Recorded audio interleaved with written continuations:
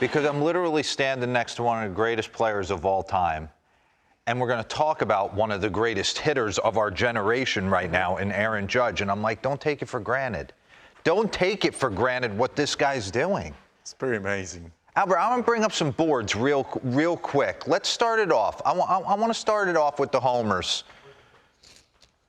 Let's get into it. Take a look at this. First 1,000 games, and you're on this board with him. Wow. He's got people like trumped in a big way. He's going to play his 1,000th game tonight, and that's ridiculous. It's crazy. I just want you to soak that in. And he's on a run that kind of we don't see in the history of the game. So give me the next board, please, because he's on a 129-game run where he's hitting .360 with 57 and 140. His on base is .491. His slug is .811. His weighted runs created plus is that of 2.5 players.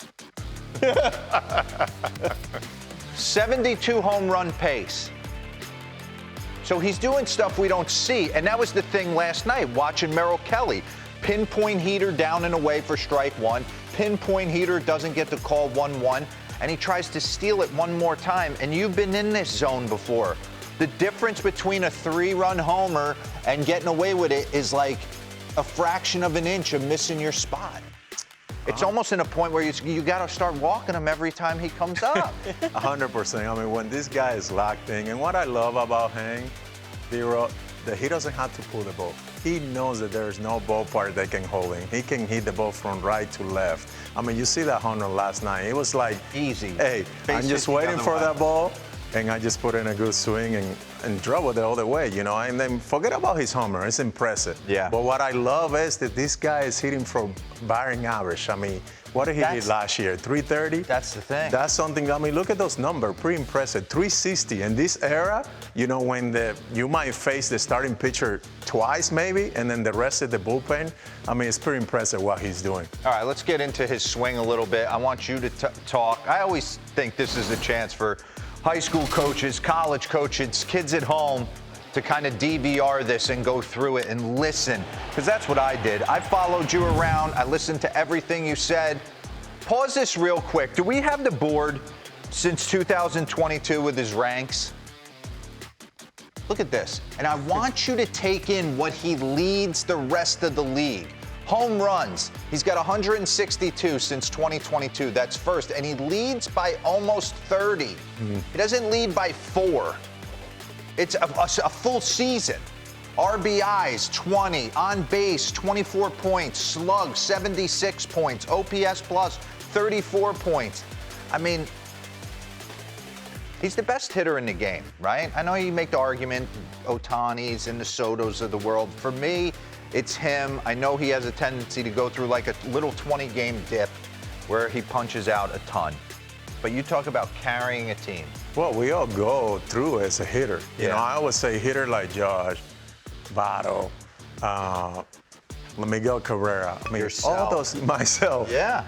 Those guys, all they need is 3-month season. The other 3 months is like surviving season. But there's going to be a month like this month where he's tearing it up. Maybe next month he won't be as hot, and he might just get 400 or 500. But there's come the month in June and July, and he's hot again. So I think he's just being really consistent. And what I love is, like I say, that he's taking his walk when he needs to. He's not trying to do too much. And yeah, you go through as a hitter, and for us, it's good to go to struggle because we want to be better, and that's what he's done. He used those months that he struggled and then rebound and then go and tear it up back again. Did you drive to the yard with the amount, like the thoughts of having to carry the offense? Like, I never drove to the yard thinking I was gonna put my piece of my puzzle in there and try and help a guy like you. What were your thoughts when you're being asked to do this? You know, as much as you want to ignore that, yes, because you kind of like, all eyes is on you. Yeah. You know, but I had great players like Gene Yamon, Scott Rollins, you know, Larry Walker, Reggie Sanders. So I had a great group of guys around, just like Aaron Judge had. And for me, that kind of took the pressure off. knowing that, hey, I don't have to be the guy tonight to drive home run. I can take my walk. I can go down for 4, and my teammates are gonna pick me up. Yeah. So I'm sure with Hank it's the same way.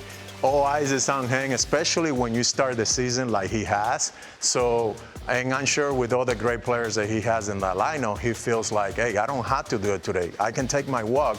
I can take whatever that pitcher is giving me tonight, but if he makes a mistake, I'm going to be ready. And that's what he's doing day in and day out. All right, let's go through some of his home runs. I feel like something was up a little fishy with him and Nestor, because how dare you? Oh, Yeah, come on. There was a wink before this. Run that back. Nestor knew. This is not real. You don't throw a BP 86 to your boy and just let him wipe it out. Watch this. No, stop. Ooh. He's probably just telling, hey, I'm going to challenge you, and Josh was just waiting. What do you see in his swing? Just balance, you know. Run that back to the start.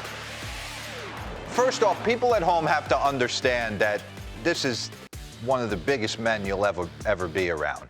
Now, when you were in your heyday, like when you were covering up their box, you don't have to have a lot of moving parts to drive the ball out of the yard. I was in my position before all my injuries. I always felt like whatever position I was, like I was ready to swim from there.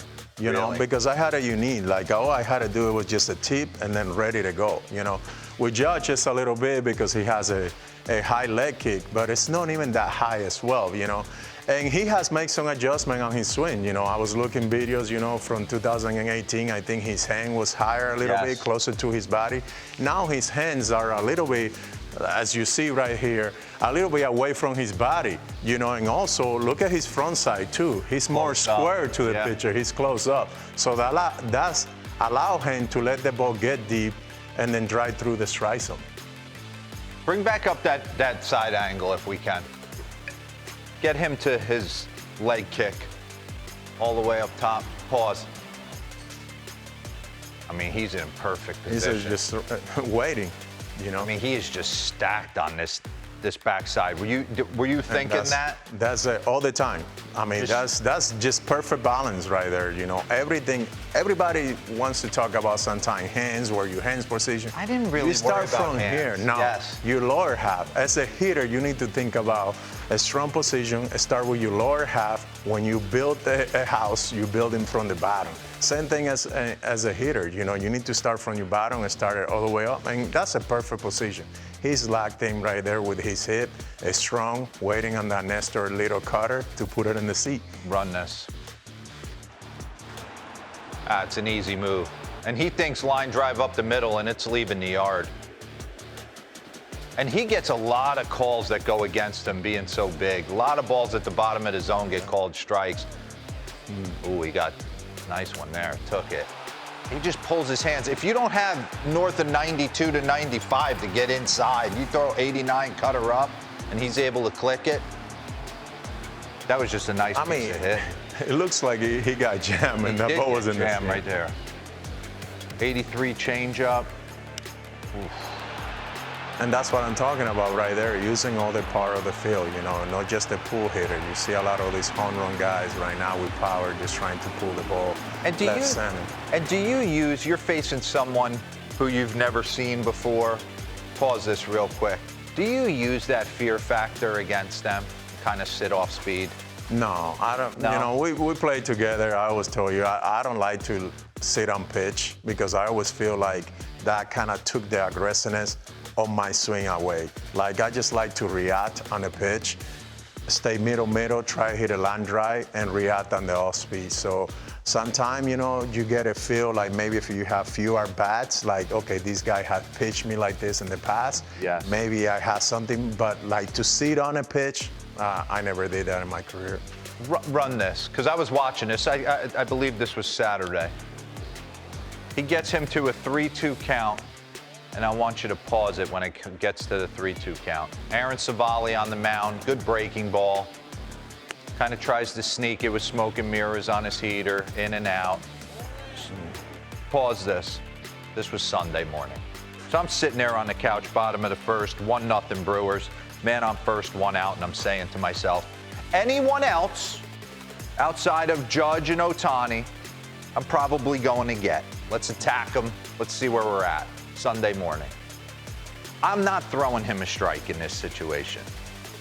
When you were hitting, what would you be thinking? You're facing Aaron Savali in this situation, day game, get it started. Are you still on heater down the middle? 100%. I mean, it's 3-2. You just seen a sit on hitter. I mean, for him to walk that count all the way to 3-2, that means that Aaron Judge saw everything that he got. Yeah. So there shouldn't be no surprise. You know, he showed him breaking ball, a slider, a little cutter, and now he got it right where he wanted. So with all those pitch, that's kind of advantage to the hitter. So right there, 3-2, I'm still hunting number one, you know, and hopefully if he hangs at number 2, then I'm ready for, you know, but still try to drive the ball right center, let the ball get deep. Well, watch what he throws. How dare you? Boom. I was sitting on the couch, I was like, how dare you throw that? Run that back, 3-2 to the best hitter in the world, first inning,